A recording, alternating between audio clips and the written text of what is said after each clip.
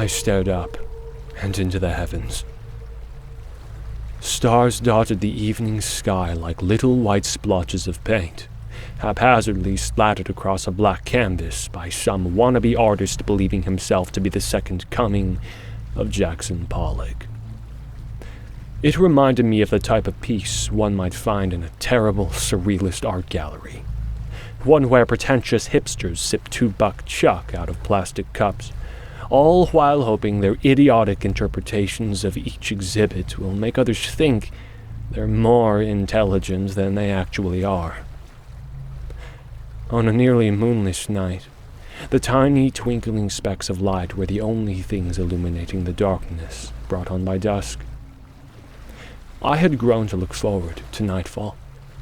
The days had become unbearable due to the constant bombardment of UV rays that I had been forced to endure. The evening's cool air tended to my damaged skin and gave me reprieve from the daily beatings I took from the sun. The night also provided constellations, which had become a welcome distraction. The stars told stories that helped me forget about the old, decrepit lifeboat in the middle of the ocean that I was stranded in. I barely noticed the commercial fishing boat as it approached my dinghy, a testament to how far gone my mind had become from the weeks of isolation out at sea. Even to this day, I don't know how they managed to spot my tiny boat, shrouded in the vast darkness of the open ocean. "Hey there, are you okay?" The young man was looking down at me from the bow of the ship. His piercing blue eyes almost glowed in contrast to the black sky behind him. Upon further inspection, I could see the whiskers that had begun to sprout from his face, a result of going days without shaving while out on the water. As he scratched his stubbly chin, more of the crew crowded around the front of the boat to take a gander at me. I suppose a half-dead man marooned out at sea was the strangest sight they'd seen in quite a while. An honor I would hold for only the briefest of moments. "He's alive!" one of the fishermen shouted. "Let's get him up here, now!" As I watched the crew frantically buzz around the ship's deck like a bunch of worker bees trying to figure out how to bring me aboard, a laugh escaped my mouth. Not a loud, bellowing one, mind you, just a tiny giggle. It was the irony of the situation that I found comical. Perhaps that last little chuckle was the humor center of my brain, finally fading from the weeks of emotional agony I had sustained, going out, not with a bang, but with a whimper. Just a tiny giggle. It started with a loud crash across the starboard side of their boat. The fishermen struggled to retain their footing when the powerful impact caused their vessel to rock onto its side, nearly capsizing it. Shouts and expletives streamed from the mouths of the startled sailors as I watched them desperately try to make sense of what had just occurred. Another thunderous clang rang across the side of their ship, and this time, it tipped. The once silent ocean air was now filled with the sounds of chaos as the trawler smashed across the surface of the sea, flipping it completely upside down and sending the men toppling overboard into the cold, murky water.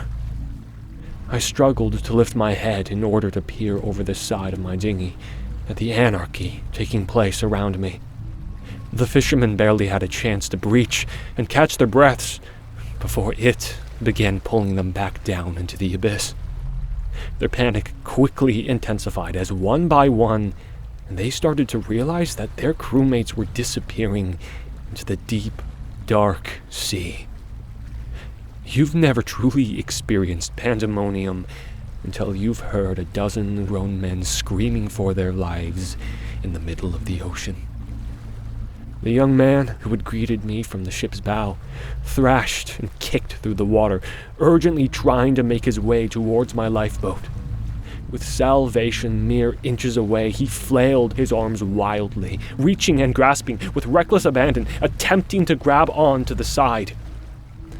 I watched the hope in those piercing blue eyes of his turn to hopelessness as a black, sludge-covered tentacle wrapped itself around his ankle and yanked him back down under with one quick jerk. It was the fishing boat's turn now. Still submerged, the sea beast easily crumpled the already twisted hunk of metal before sinking it down into the watery graveyard at the bottom of the briny deep.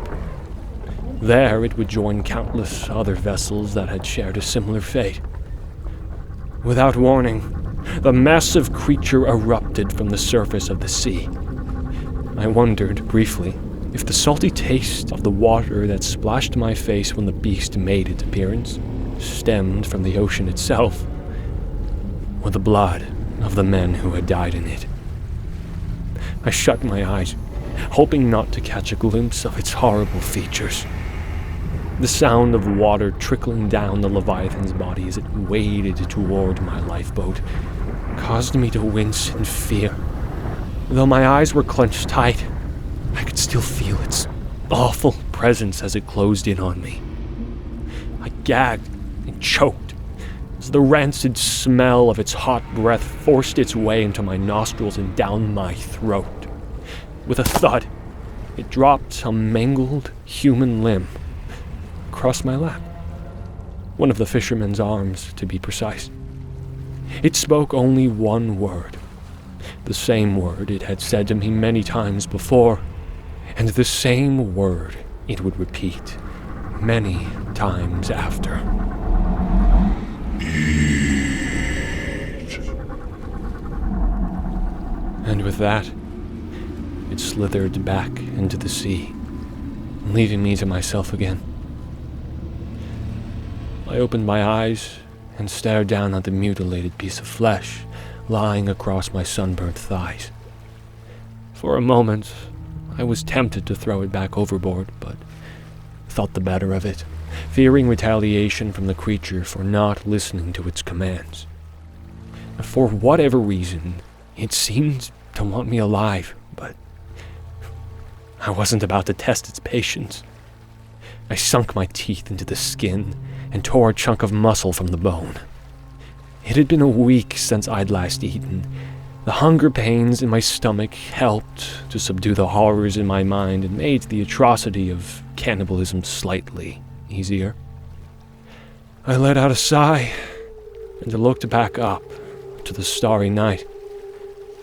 I was alone again, and once more only silence reigned over the ocean's cool air.